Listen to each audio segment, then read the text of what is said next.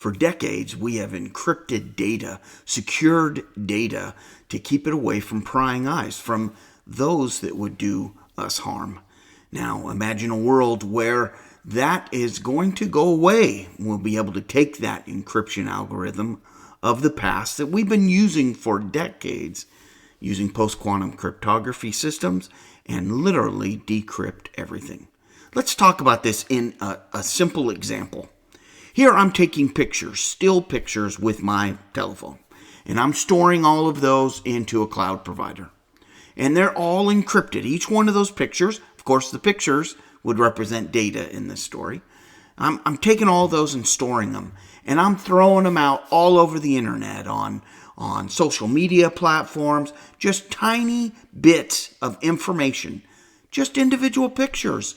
What's the harm? They're encrypted. It's safe. And I'm throwing them everywhere. Well, bad guys for decades have been collecting all of that information.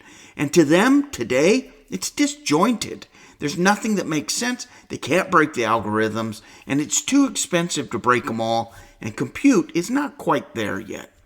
But the future is coming, and in that future, what is often referred to as Q-Day, post-quantum cryptography systems will be able to take all of that random encrypted data, all of those pictures that you have, and throw them into one system.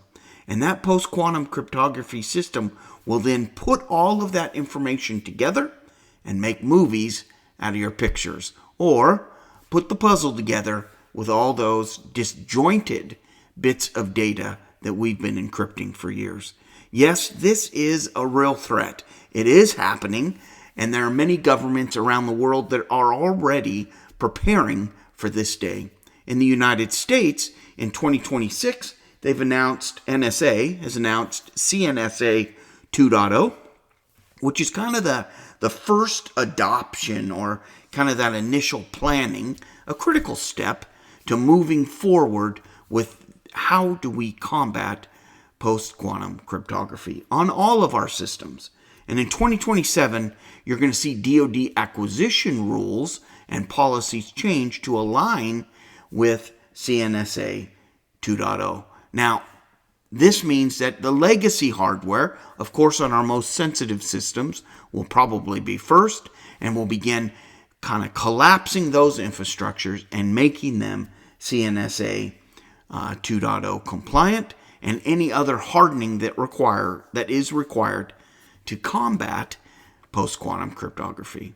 It's a new world. We can survive it as we all work together. Good luck.